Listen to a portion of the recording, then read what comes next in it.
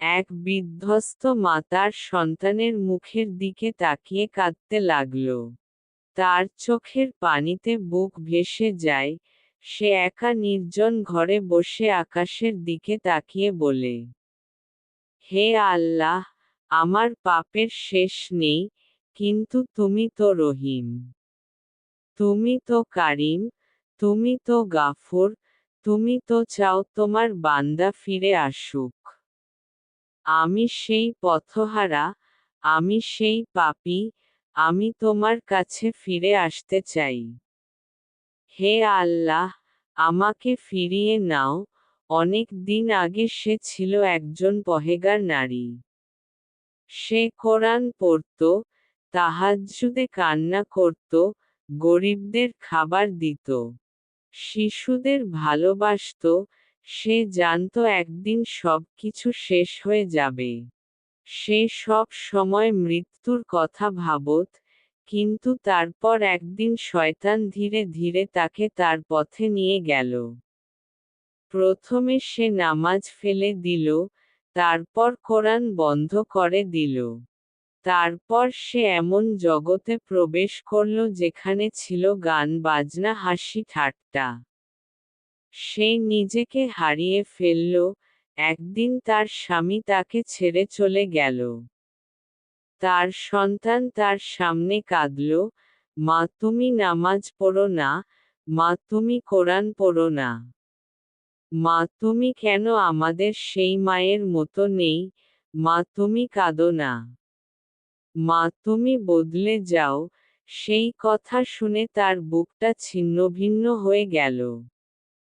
সে নিজের মধ্যে ফিরে আসতে চাইল, সে আল্লাহর দিকে ফিরে চাইল।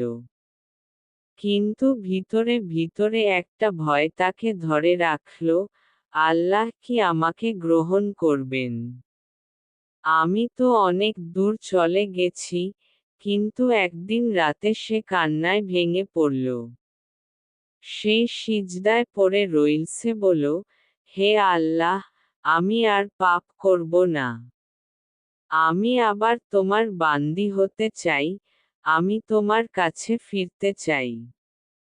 তুমি যদি আমাকে না গ্রহণ করো তবে কে গ্রহণ করবে, আমি জানি না। তুমি ছাড়া আর কারো দরজায় যাওয়ার মুখ নেই। তারপর শুরু হলো তার নতুন জীবন। সে কাঁদে দিনে রাতে, সে প্রতিটি নামাজে কান্না করে, সে কোরআনের প্রতিটি আয়াতে নিজেকে খুঁজে পায়। সে আল্লাহকে ভালোবাসে, তার সন্তান তাকে দেখে নতুন করে জীবন শুরু করে। মা যখন রাত্রে উঠে তাহাজ্জুদ পড়ে, তখন আকাশের তারা যেন সাক্ষী হয়ে যায় তার কান্নার। মা যখন গরিব শিশুদের দুধ এনে দেয়, তখন তার হৃদয় প্রশান্তিতে ভরে যায়। একদিন তার ঘুমের মধ্যে সে স্বপ্নে দেখতে পেল, সে জান্নাতে হেঁটে বেড়াচ্ছে। তার চারপাশে ফুল, তার চারপাশে আলো, তার পাশে একজন ফেরেশতা এসে বলল, তুমি সফল, তুমি ফিরে এসেছ, আর আল্লাহ তোমাকে মাফ করে দিয়েছেন। সে ঘুম থেকে উঠে চিৎকার করে কাঁদতে লাগল, হে আল্লাহ, তুমি আমাকে যে স্বপ্ন দেখালে, আমি জানি তুমি আমাকে ক্ষমা করে দিয়েছ। এখন আমি শুধু তোমার জন্য বাঁচব, এখন আমি শুধু তোমার পথেই চলব। এইভাবে শুরু হয় এক নারীর নতুন জীবন। এইভাবে এক পাপী আল্লাহর বান্দি হয়ে ওঠে। এইভাবে কান্না আর ভালোবাসা একত্র হয়ে গড়ে তোলে এক অনন্য গল্প।